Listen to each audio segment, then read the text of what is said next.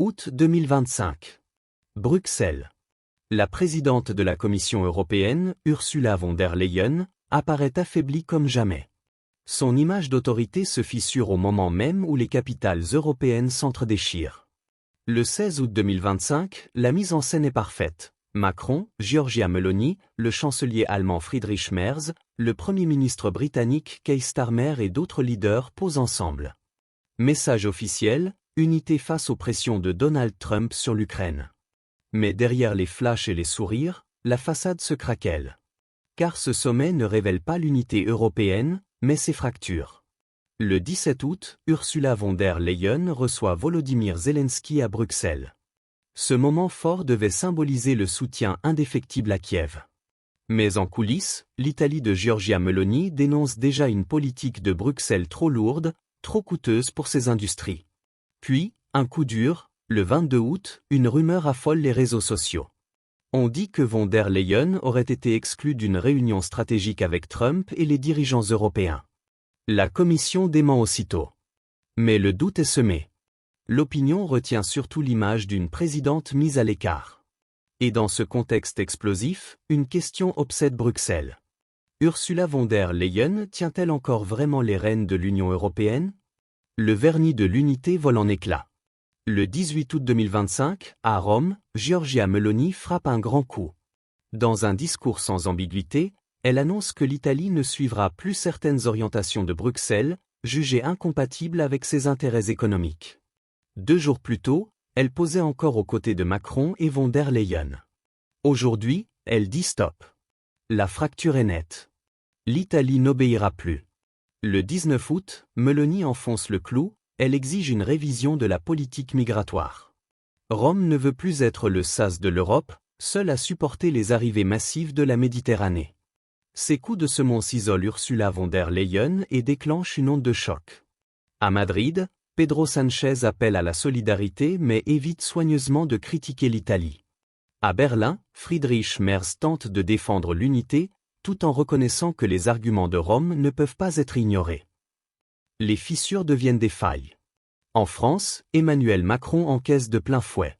L'opposition l'accuse de s'aligner aveuglément sur Bruxelles, entraînant Paris dans une crise qu'il ne contrôle plus. Le 22 août, à l'Assemblée nationale, des députés l'interpellent sur l'énergie et la défense.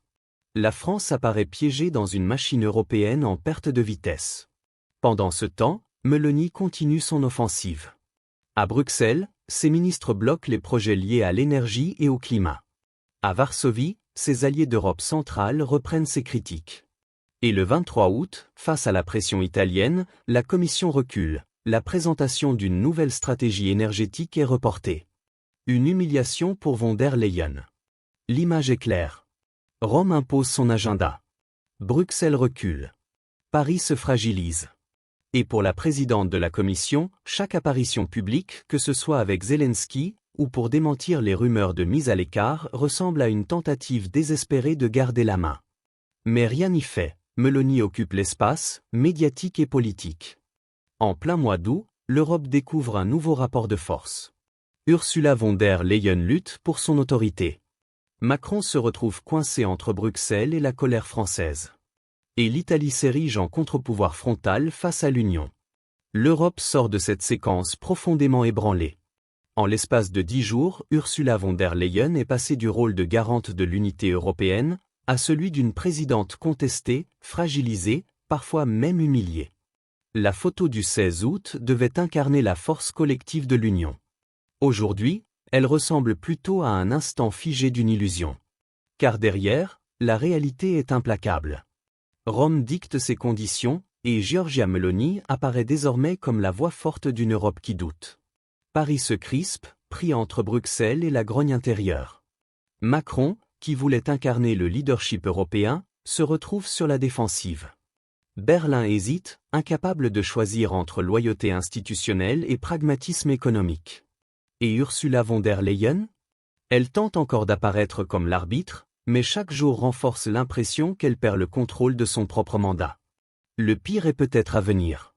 Car à Washington, Donald Trump observe ce chaos européen.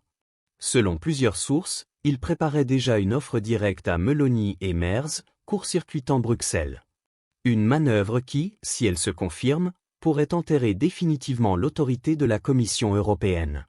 Alors, la question reste en suspens. L'Europe survivra-t-elle à cette guerre de leadership? Ou sommes-nous en train d'assister à l'effondrement silencieux du projet européen lui-même?